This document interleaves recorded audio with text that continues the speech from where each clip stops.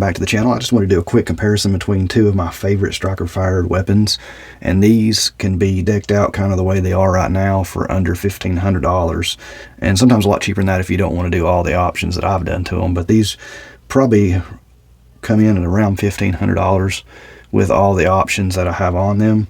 I'm not going to go over each piece that I have on there as far as the brand of what parts I put in it and all that stuff. We'll tell you kind of what we've done and what I like about it and what I don't like about it, and I'll show you the weight. And of course they're kind of different and they're kind of alike in many ways. So one, you got a medium weight kind of conceal carry piece or sized weapon, and here you got more like a competition sized weapon that's metal framed as well, and this is polymer framed. So they kind of fit different venues, I guess, but they're very much alike too in the fact that they're even both ported by the same company, Mac Defense. But we're gonna get into that a little bit and just kind of talk about them, and I just want to tell you kind of what I like. I'm in the middle of testing this one because I've done so many changes to it, and I just got the Mac Defense barrel in. I've got to make sure that's reliable before I shoot my next IDPA match. I want to kind of make sure it's more reliable. I did have some issues with this one shooting at my first IDPA match with the ported barrel, and I kind of want to make sure that I tune this one a little better, because now this one's tuned and it works perfectly. I want to make sure this one's tuned a little better so I don't have to worry about those issues showing in front of a bunch of other people. It's a little bit embarrassing when you have a lot of gun problems at the IDPA matches, especially when you're supposed to know so much about guns. So yeah, we have this one now tuned perfectly, and I'm going to try to make sure this one is as well. Even if it's just doing a few quick little tests and kind of keeping everything the way it should be before we actually go to the match. Let's talk about the CZ first. Okay guys, we have a few videos on this, so if you want to go back and look, we have some videos on it before the ports and after the ports, just some shorts and stuff showing some things, but we'll go over it again anyway because I know these are pretty interesting pistols to some people. So this gun has a slide that has been milled. This window's been milled, and these serrations have been milled. Some of the serrations Cerakoted by Jaegerworks. Also, this is optic cut by Jaegerworks. This gun wasn't originally optics ready, but now it is. It sits real deep. It's actually better than the factory optics ready gun. Has Dawson precision front and back iron sights for backup sights, and these are kind of in between regular sights and suppressor height sights, so they're not quite suppressor height, but they still will go over most suppressors. I have a 45 Canon, they work perfectly for that, so I don't like the really high sights anyway. It takes the sights so far off the bore. I prefer these over those. Has a Holosun 507C X2 on it. Very nice dot. I really like these. I enjoy them. I'm trying to think of what else we got here. We got these. This stippling was done by me. One of my favorite stipple jobs I've done. I've done several, but this is one of my favorite. Just turned out really good on this gun. The way the polymer stippled, it was very good polymer to stipple, and it just made a very nice, perfect texture. Kind of a sunburst tree bark texture type thing. Kind of like. Very nice. It looks good in person. It looks good on the video. I just really like how it turned out. It's got an Olight PL Mini 1. I don't know if you can buy this light anymore. It's a little thinner profile than any of the Olights they have now. You can still get it, I'm not sure. It's got the HP Industries trigger, the first gen. It works just like the second gen, I think. I think they took the little lip off the bottom of the new gens triggers, but I don't mind it at all. It works well for me. If you have really large fingers, the new gen one might be a little bit better for you, the Gen 2 version of the HP Industries. It has a mag wheel by Anarchy Outdoors. I think that's how you pronounce it. My pronunciation's not always the best, so you'll have to forgive me. It has a guide rod, aftermarket stainless steel guide rod with a 11-pound spring. That was part of this tuning I was doing for these ports, because if you have too heavy of a spring with 5 ports like that, the gun will not eject the rounds with enough force, and that can cause problems, jams, double feeds, and things like that. So you want to make sure your gun is tuned for a ported gun. If you have 1 or 2 ports, not a big deal, but you start getting 3 or 4 or 5 ports, then you got to start changing spring weights to kind of counteract those differences in energy coming back into the slide. Okay guys, what else? I'm trying to think if I'm missing something here, but yeah, overall beautiful piece. Let's go over the Canik real quick, kind of what I've done to it. Is also the barrel's ported by Mac Defense, just like the CZ I mentioned earlier. The sights are stock. It does have, well, these sights are stock anyway, this sight. The dot is a 507 CX2, just like the CZ, I'm sorry. And it has grips that I did. I didn't really like the smoothness of the metal up here on some of the grip for competition shooting, so I wanted the grip to have a little bit of texture up in here, so this kind of helps a little bit. Is it a lot better than at factory? Maybe not. It may not be worth it to you. You may really like it. I'm not sure. I think I prefer it over the factory grip. I do like the plastic texture that's on this, and you can still see it in the back here. That's the original texture. And I liked it, and it came up here, but it didn't go all the way up and all the way around, which I really wanted it to do. I wish they would have made this plastic insert go up here as well. Would have made the gun a little nicer, in my opinion. The magwell's factory, really nice, extremely good magwell. And I will say one thing about it: these factory magwells are blended really, really well, work really well.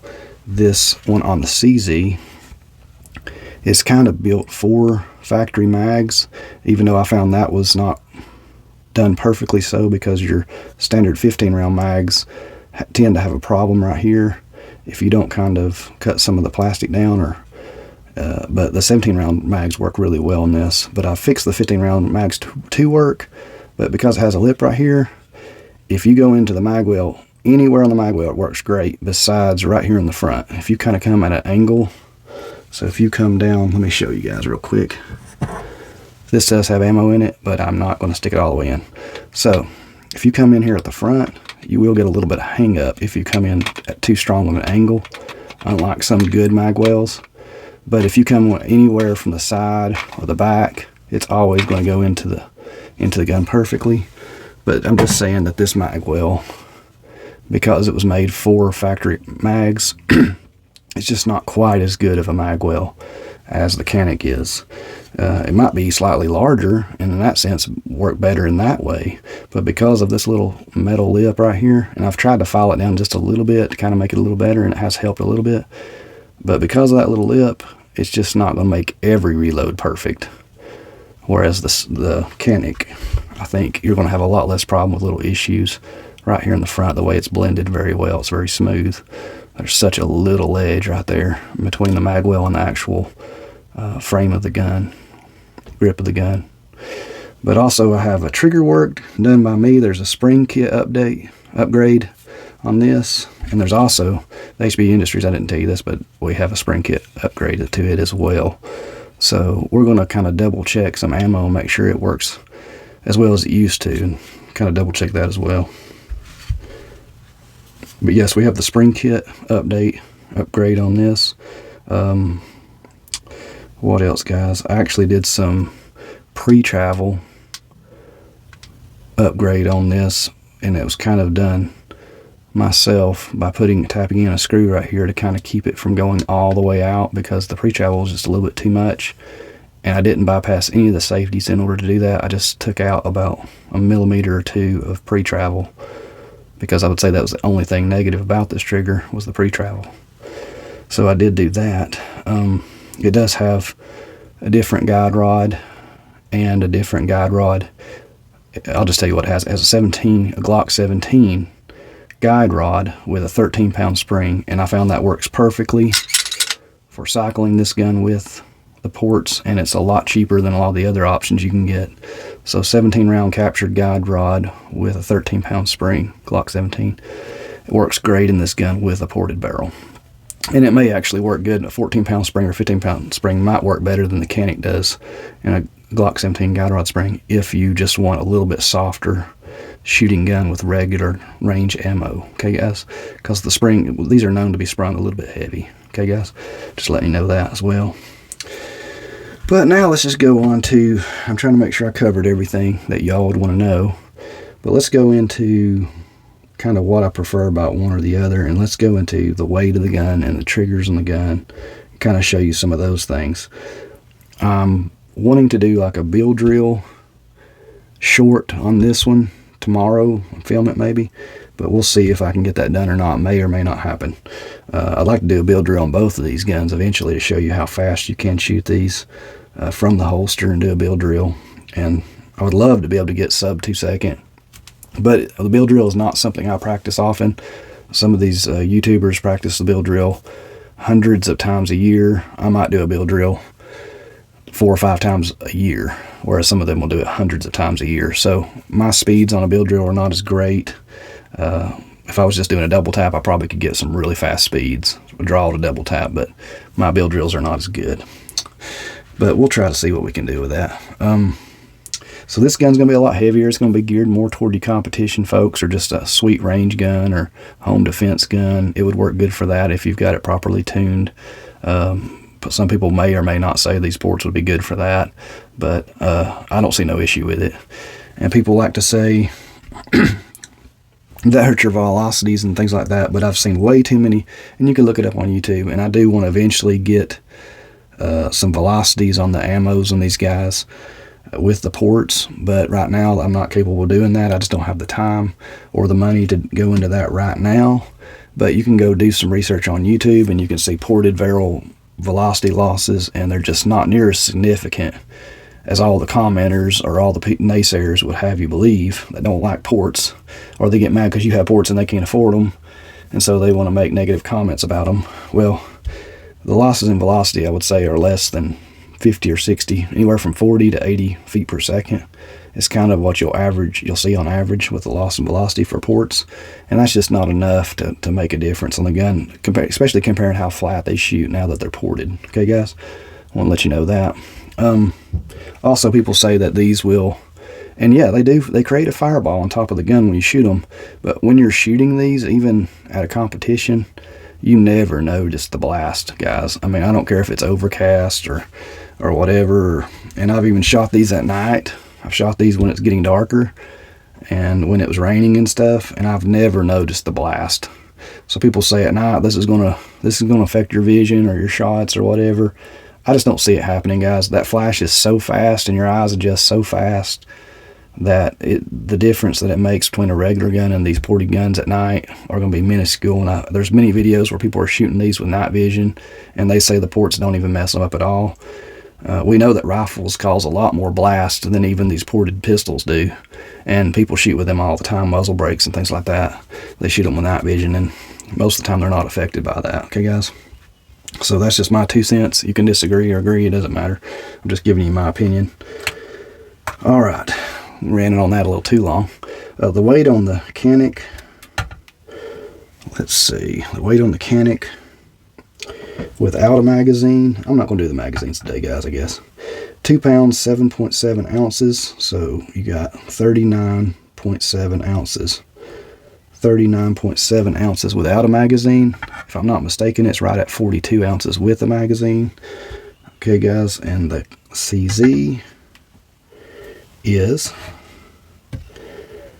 1 pound, 10.7 ounces. So you've basically got 20, that would be 26 ounces, 0.7 ounces. It's actually lighter than I thought it would be. That's why I'm kind of doing my math in my head, making sure I'm right. So 26.7 ounces, and I'm actually surprised to see that number with all the stuff I've got on this. So 1 pound, 10.7 ounces. And yes, that would be 26 ounces. It's 26.7 ounces. Really cool gun for carry, though. I'm surprised that it weighs that little. With the magwell, the red dot, it does have some cuts in the slide, which is the slide's the heaviest part. So that does make a difference in the light. You would think it weighs more than that. But yeah, quite a bit of difference. 1 pound, 10 ounces, 10.7. And this one you got 2 pounds, 7 ounces. So you've got, give or take, almost 3 ounces off of being a pound heavier with this one. So that's interesting, guys. It's really interesting. So this one will be under 30 ounces with the light, with the dot, with the magwell, and a magazine. This will be under 30 ounces. Really cool. And this one's going to be right at 42 ounces with a magazine in it. So really neat. Let's go over triggers real quick. The trigger in this, like I said, it's got a lot of upgrades to it. I even got an over travel stop on this gun. Really short take up, smooth break. There's no slop. It has kind of a rolling trigger, I would call it.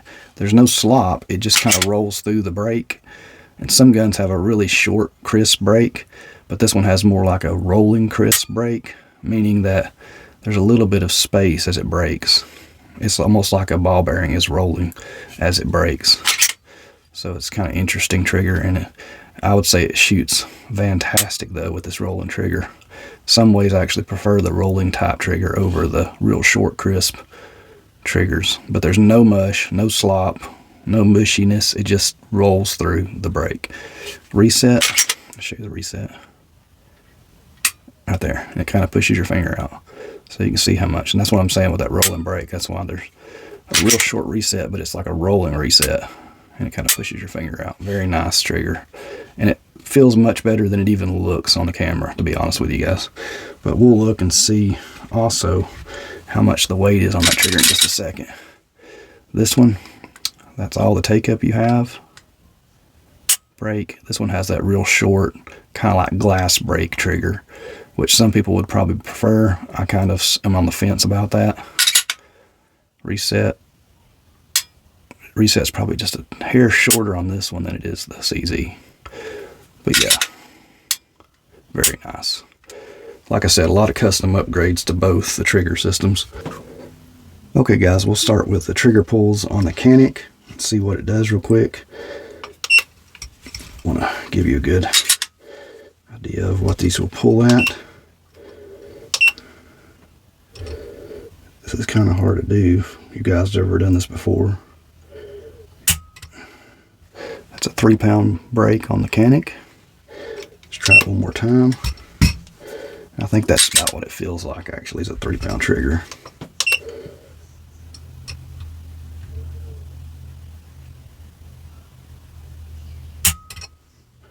.5. I know I've over pulled on that a little bit. Now let's do the Canik. See what it pulls at.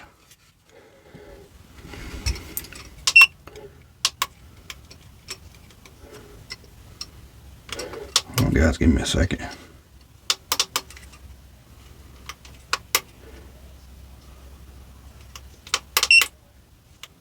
There we go.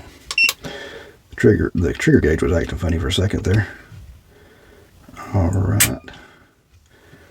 Okay, 3 pounds, 14 ounces. I think I kind of went a little over on that one too. Unless you go super slow with these guys, they can be a little bit hard to deal with and getting the proper break on these, especially with them trigger dinguses. 3 pounds, 14 ounces as well. So right under 4 pounds, I should say. Under 3 pounds, 14 ounces. But yeah, very nice trigger. Both of them feel about the same weight when you're actually pulling them. They don't feel much different. I think the fact that this one's rolling, you know, makes it feel in some ways lighter than this one, just depending on kind of what preference you like. But anyway, that overall, that kind of shows you kind of what you're dealing with these things. You see the weight, the trigger pulls.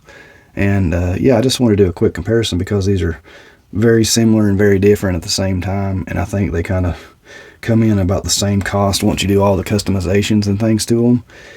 And they both shoot extremely flat. So I thought it would be a cool video to post, and I thought it would give people some details and some thoughts on maybe what they would like to do on if they upgraded a gun kind of like these. Because to be honest guys, these two guns right here have some of the best striker fired triggers on the market. These two, and the Walther, and maybe the M&P with the Apex trigger, and there's several others that have come close to this. But really guys, it's hard to beat the triggers in these, both stock and what you can do with them in the aftermarket world. So yeah guys, I have to say I love both these guns, and they both fit a different role. If I could have only one, it would be the CZ, simply because I can carry it and I can shoot it almost as well as the Canik. But if I had to pick just one for just competition, I probably would pick the Canik, of course, because it's more geared for that. It shoots a little softer with the heavy weight of the gun. But yeah, every day it's kind of hard to decide. It's just based off what you want. But God bless, guys. Have a great day. If you have any questions, comments, leave them down below. Please like and subscribe to these videos. It really helps me, encourages me to keep doing these videos. And this is a really long one. It takes up my time. And but I hope you got some information out of this. You see that there's about a pound difference between this one and this one.